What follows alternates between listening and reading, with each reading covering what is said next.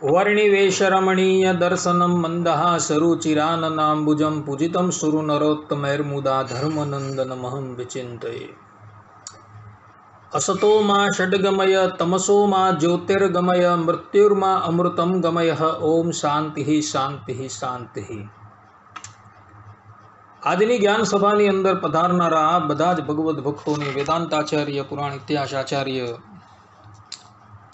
MA. Philosophy Shastri રાકેશભાઈના હેતપૂર્વક જય સ્વામિનારાયણ। ગયા વખતની જ્ઞાન સભાની અંદર આપણે શરણાગતિના 6 લક્ષણ આનુકૂલ્યશ્ચ સંકલ્પ પ્રાતિકૂલ્યશ્ચ વર્જનમ રક્ષિષ્યતિ ઇતિ વિશ્વાસો ગોપ્તૃત્વ વર્ણમ તથા આત્મનિક્ષેપ કાર્પણ્યે ષડવિધા શરણાગતિ। આ 6 પ્રકારની જે શરણાગતિ છે એની અંદર આનુકૂલ્યસ્ય સંકલ્પ અને પ્રાતિકૂલ્યસ્ય વર્જનમ આ બેની આપણે વાત કરી ગયા હતા। ગયા વખતની જ્ઞાન સભાની અંદર પ્રાતિકૂલ્યસ્ય વર્જનમ એટલે કે ભગવાનની આજ્ઞાની વિરુદ્ધ ક્યારેય પણ વર્તવું નહીં, આ જે શરણાગતિનું દ્વિતીય લક્ષણ જે છે તેને આપણે પૂર્ણ કરેલું હતું। હવે આજે આપણે તૃતીય લક્ષણ જે શરણાગતિનું કહેવામાં આવે છે રક્ષિષ્યતિ ઇતિ વિશ્વાસો, આ જે લક્ષણ જે છે તેનો વિચાર કરીએ। રક્ષિષ્યતિ ઇતિ વિશ્વાસો એટલે શું? કે ભગવાન મારું રક્ષણ કરશે જ એવો વિશ્વાસ રાખવો, એને કહેવામાં આવે છે રક્ષિષ્યતિ ઇતિ વિશ્વાસ। મારા પાપ અપાર છે અને જે અભિષ્ટ પુરુષાર્થ છે તે તો બહુ ગુરુ છે એમ વિચારીને મારું રક્ષણ આ કેમ કરશે એવો સંશય બધાને જ થાય ભક્તો। જો આવો સંશય થાય તો સ્વીકારેલા સિદ્ધો ઉપાય થકી ભ્રષ્ટ થાય, અર્થાત કે મારા પાપો તો અનંત છે અને અભિષ્ટ પુરુષાર્થ એટલે કે ભગવત પ્રાપ્તિ જે છે એ તો પરમ પુરુષાર્થ છે, તો મારા જેવા પાપીને એ ભગવત પુરુષાર્થ જે ચતુષ્ટ પુરુષાર્થ કહેવામાં આવે છે, ભગવત પ્રાપ્તિરૂપ ચતુષ્ટ પુરુષાર્થ જે છે એ કેવી રીતના સિદ્ધ થાય? આવો જો સંશય થાય ને તો શરણાગતિનું ત્રીજું લક્ષણ જે છે એ ક્યારેય પણ સિદ્ધ થાય નહીં, કારણ કે શરણાગતિની અંદર તૃતીય લક્ષણ જે છે રક્ષિષ્યતિ ઇતિ વિશ્વાસો, આ લક્ષણ જે છે એ સૌથી મહત્વનું લક્ષણ છે ભક્તો। કે જે શરણાગત હોય એણે ભગવાનનો વિશ્વાસ રાખવો જરૂરી છે। જો વિશ્વાસ ન રાખે તો શરણાગતિથી એ ભ્રષ્ટ થઈ જાય ભક્તો। માટે તમે ગમે એટલા પાપી હો, પરંતુ તમને ભગવાનનો વિશ્વાસ હોય કે પરમાત્મા જે છે એ મારા પર અવશ્ય કૃપા કરશે અને મને આ દારૂણ સંસારમાંથી મુક્ત કરશે, જો એવો વિશ્વાસ હોય તો પરબ્રહ્મ પરમાત્મા જે છે એ અવશ્ય તમને આ સંસારમાંથી તારી નાખશે। શરણાગતિના બધા જ લક્ષણોની અંદર આ વિશ્વાસ જે છે ને એ કેળવવો બહુ કઠિન છે ભક્તો। ભલભલા વ્યક્તિઓ જે છે એ લોકોની સામું જ્યારે વિપરીત સમય આવીને ઊભો રહે છે ત્યારે એ લોકોનો પણ વિશ્વાસ જે છે એ ભગવાનમાંથી ડગી જાય છે ભક્તો। માટે 6 અંગો જે છે એ 6 અંગોમાંથી જો કોઈને સર્વોત્તમ અંગ કહેવું હોય તો મારી દ્રષ્ટિએ હું એને વિશ્વાસ જ કહેવું છું। કે પરબ્રહ્મ પરમાત્માનો વિશ્વાસ રાખવો કે એ મને તારશે જ, મારા અપરાધોની સામું એ ક્યારેય પણ દ્રષ્ટિ રાખશે નહીં। તો એવા ભક્તના વિશ્વાસની સામે ભગવાન પણ જે છે એ ઝૂકી જાય છે અને એવા ભક્તોનું કલ્યાણ કરવા માટે શીઘ્ર તત્પર થઈ જાય છે ભક્તો. માટે ક્યારેય પણ મનની અંદર ભગવાનના વિશ્વાસ વિશે સંશય કરવો નહીં. અન્યથા જો સંશય કરવામાં આવે તો શરણાગતિ જે સિદ્ધો ઉપાય છે તેના પરથી આપણે ભ્રષ્ટ થઈ જઈશું. સંશય તો ભગવાનના સામર્થ્યમાં કે કૃપામાં ન્યૂનતા બુદ્ધિથી થાય છે. તે થાય તો તેની ઉપર ભગવાનનો અનુગ્રહ ન થાય એટલો ભાવાર્થ છે. કહેવાનું તાત્પર્ય એ છે કે ભગવાનની સામર્થ્યની અંદર અને એમની કૃપાની અંદર જો આપણે ન્યૂન બુદ્ધિ આવી ગઈ તો પછી યાદ રાખજો ભક્તો, તો એવા એ ભક્તની ઉપર ભગવાનની કૃપા ક્યારેય પણ થતી નથી. ભગવાનની કૃપા જે છે એ હંમેશા વિશ્વાસુ ભક્તની ઉપર જ થાય છે, બીજા કોઈની ઉપર થતી નથી ભક્તો.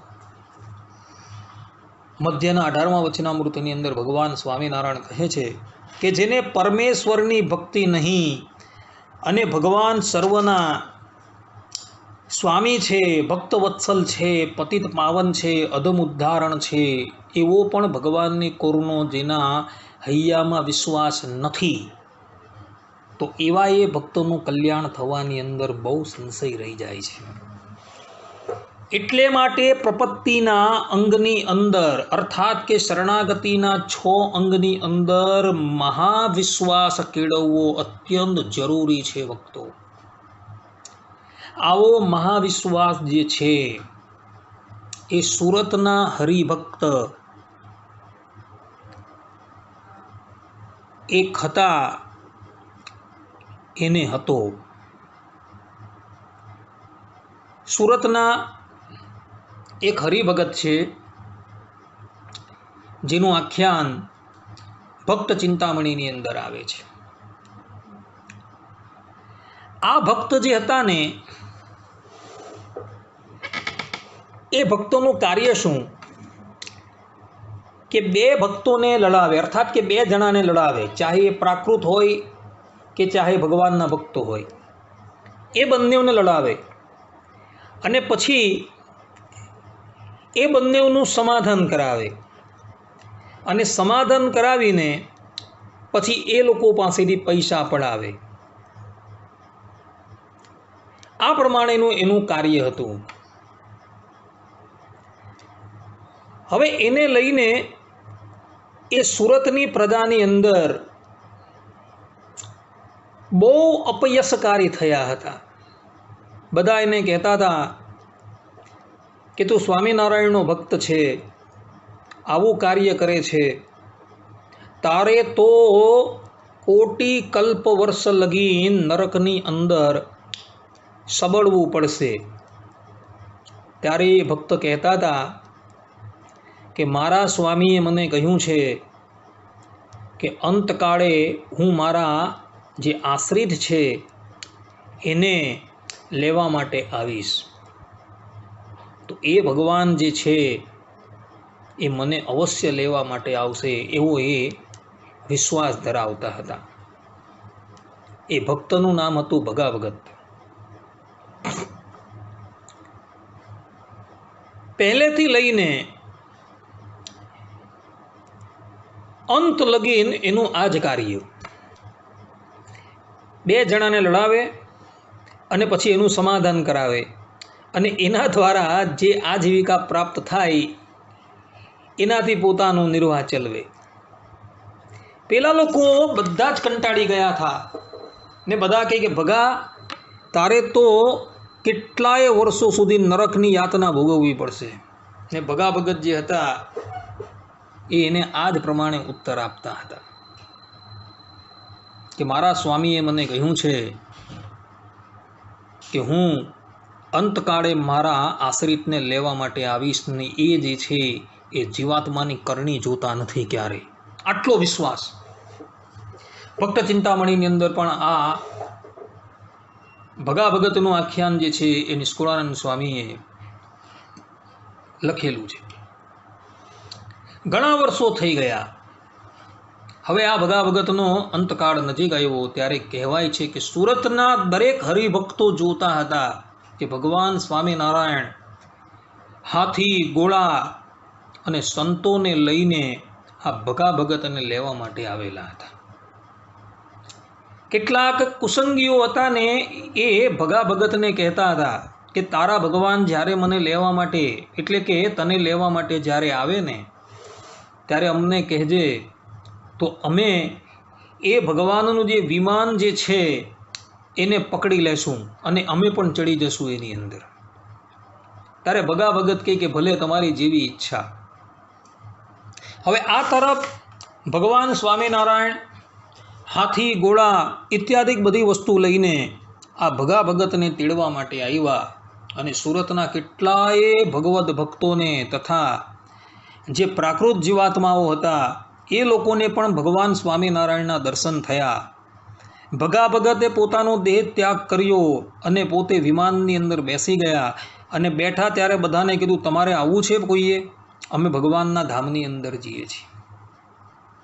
પરંતુ કોઈ આવવા માટે તૈયાર થયું નહીં અને ભગા ભગત પોતે ભગવાન શ્રી હરિ સાથે ભગવાનના ધામમાં પધાર્યા.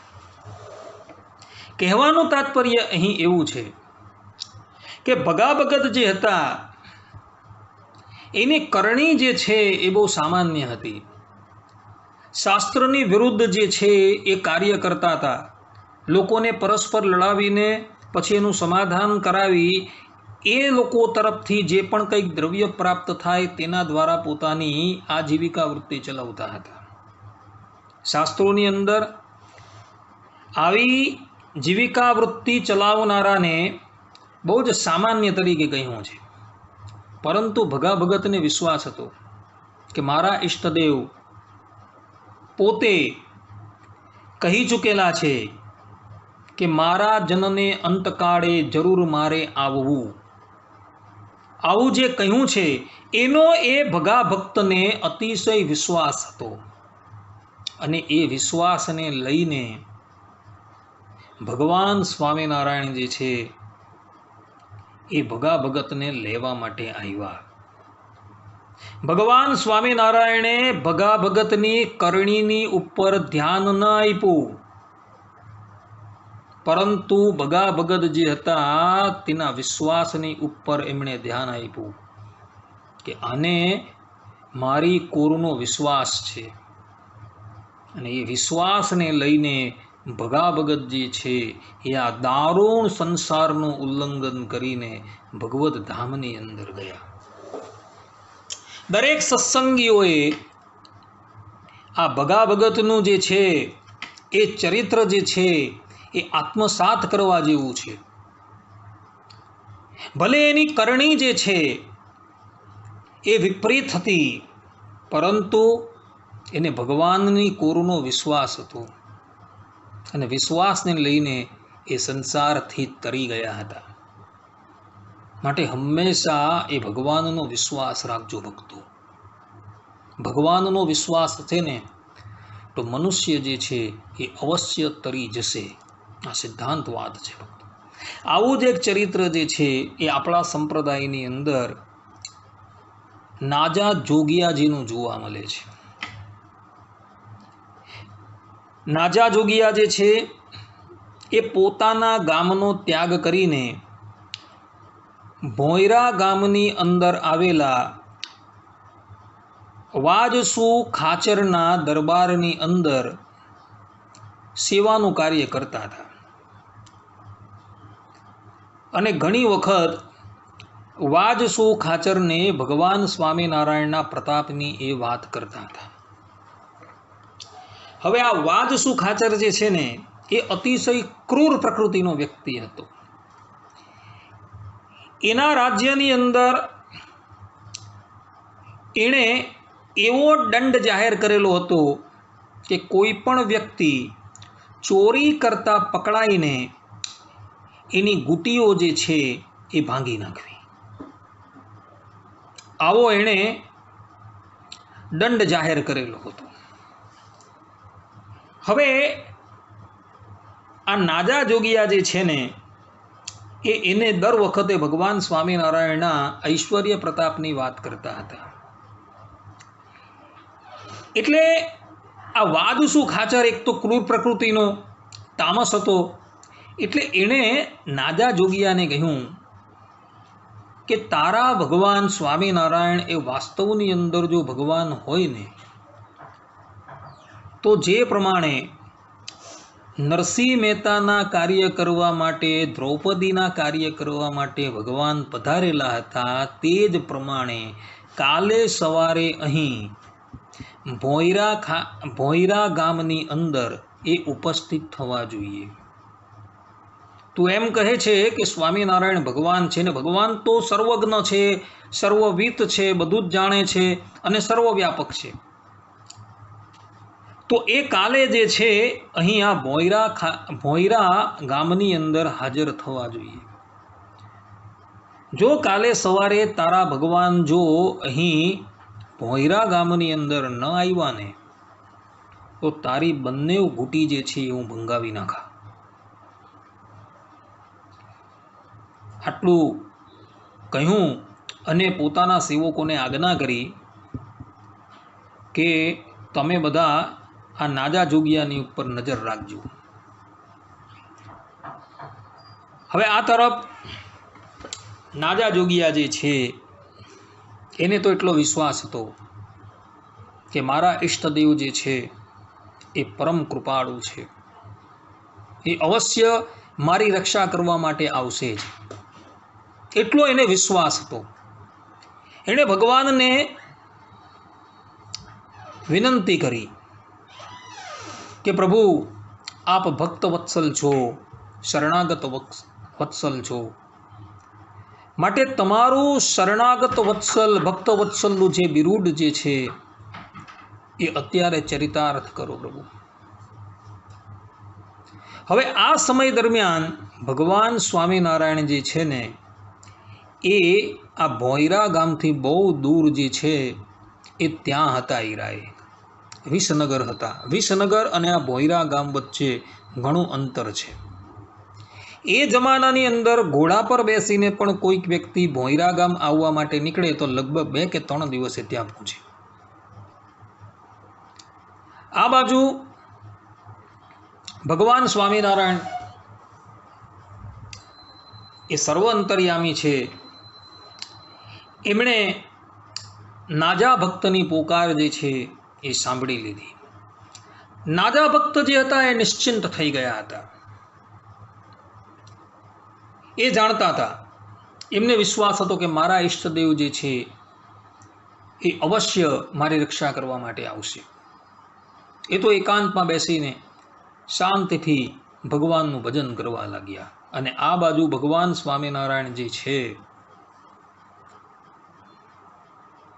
એને ફિકર થઈ ગઈ. એટલે એવો મૂળજી બ્રહ્મચારીને કહીને સીધા જ વાજસુ ખાચર જે ભોયરા ગામમાં રહેતો હતો ત્યાં જવા માટે ભગવાન પોતે પગપાળા નીકળી પડ્યા. એ જમાનાની અંદર પગપાળા પણ જો આ ભોયરા ગામ પહોંચવામાં આવે ને તો લગભગ 4-5 દિવસ થઈ જાય એવું હતું. પરંતુ ભગવાન સ્વામિનારાયણ શીઘ્રાતિ શીઘ્ર પ્રાતઃકાળ થાય ને એ પહેલા તો ભોયરા ગામ આવી ગયા. ક્યાં વિસનગર અને ક્યાં ભોયરા ગામ. અતિશય શીઘ્ર ગતિએ ચાલનારો વ્યક્તિ જે હોય ને એ પણ વિસનગરથી ભોયરા ગામ 3 દિવસ પહેલાં નહીં પહોંચી શકે. અને ભગવાન સ્વામિનારાયણ એક જ રાતની અંદર ત્યાં પહોંચી ગયા પગપાળા. અને પ્રાતઃકાળ થયું એટલે ભગવાન ત્યાં આવ્યા અને નાજા જોગિયાની પાસે ઉપસ્થિત થયા. નાજા જોગિયા તો એકાંતની અંદર ભગવાનનું ભજન કરતા હતા. આવીને કહ્યું કે નાજા જોગિયા અમે આવી ગયા છીએ. નાજા ગોરજોગિયા ભગવાન શ્રી હરિને લઈને વાજસુ ખાચરની પાસે પધાર્યા અને કહ્યું કે જુઓ અમારા ઈષ્ટદેવ, તમને અમે કહેતા હતા કે અમારા ઈષ્ટદેવ જે છે એ પરબ્રહ્મ પરમાત્મા છે, અને તેની સામું તમે અમને કહેતા હતા કે જે પ્રમાણે દ્રૌપદીની રક્ષા કરવા માટે, ગજેન્દ્રની રક્ષા કરવા માટે અને બીજા કેટલાય ભગવદ ભક્તોની રક્ષા કરવા માટે ભગવાન પધારેલા હતા, તેમ તમારા ભગવાન પણ જો સાક્ષાત ભગવાન હોય તો એ પણ તમારી રક્ષા કરવા માટે પધારે તો આવી ગયા અમારા ભગવાન, જોઈ લો. પછી ભગવાન સ્વામિનારાયણે એ વાજસુ ખાચરને ધર્મ સંબંધી કેટલીક વાત કરી. ભગવાન સ્વામિનારાયણ એ પણ જાણતા હતા કે વાજસુ ખાચરના રાજ્યની અંદર ચોરી કરનારા વિશે એટલી આકરી સજા એણે નક્કી કરેલી છે. ભગવાન સ્વામિનારાયણે એને સમાધિ કરાવી અને સમાધિની અંદર એને યમપુરીના દર્શન કરાવ્યા અને ત્યાં બતાવ્યું કે જે રાજા શાસ્ત્રની વિરુદ્ધ જઈને પોતાના મનમાં જે પ્રમાણે આવે તે પ્રમાણે દંડ નીતિ નક્કી કરે છે, તેણે પણ યમપુરીમાં જઈને યમદૂતોના હાથે પીડા પામવી પડે છે. વાજસુ ખાચર સમાધિની અંદર જોયેલા ભયાનક દ્રશ્યોને જોઈને અતિશય ભય પામી ગયો અને ભગવાન શ્રી હરિના ચરણમાં પડી ગયો કે પ્રભુ, હવે પછી હું ક્યારે પણ મારા રાજ્યની અંદર આ રીતના કોઈ પણ ચોરને સજા ન આપીશ. ભગવાન સ્વામિનારાયણ તે પછી નાજા જોગિયાને લઈને એ ગામથી નીકળી ગયા હતા. કહેવાનું તાત્પર્ય એ છે કે નાજા જોગિયા જે હતા એને ભગવાનની પૂર્ણ વિશ્વાસ હતો કે મારા ઈષ્ટદેવ જે છે એ સાક્ષાત પરબ્રહ્મ પરમાત્મા છે, એ ભક્ત વત્સલ છે, શરણાગત વત્સલ છે, એ અવશ્ય મારી રક્ષા કરવા આવશે જ એવો વિશ્વાસ હતો. તો ભગવાન સ્વામિનારાયણ જે છે એમની રક્ષા કરવા માટે પધારેલા હતા. માટે જે પણ કોઈક શરણાગત ભક્ત હોય એણે પોતાના મનની અંદર વિશ્વાસનું અંગ જે છે એ કેળવવું અત્યંત જરૂરી છે. જો તમને વિશ્વાસ ન હશે તો ભગવાન તમારી મદદ ક્યારેય પણ ન કરી શકશે. ભગવાન શ્રી રામે પોતે રામાયણમાં કહ્યું છે ને ભગવાન સ્વામિનારાયણ એ જ વાત જે છે એ પોતે વચનામૃતની અંદર પણ કહે છે કે રઘુનાથજી મેં રામકથાની અંદર કહ્યું છે કે જે વ્યક્તિ મારે વિશ્વાસે રહે છે એ વ્યક્તિની તો માતા જે પ્રમાણે પોતાના બાળકની રક્ષા કરે છે તે પ્રમાણે હું એની રક્ષા કરું છું. પરંતુ વિશ્વાસ કેળવવો જરૂરી છે. એ વિશ્વાસની અંદર ક્યારેય પણ ડગમગાટ હોવો જોઈએ નહીં.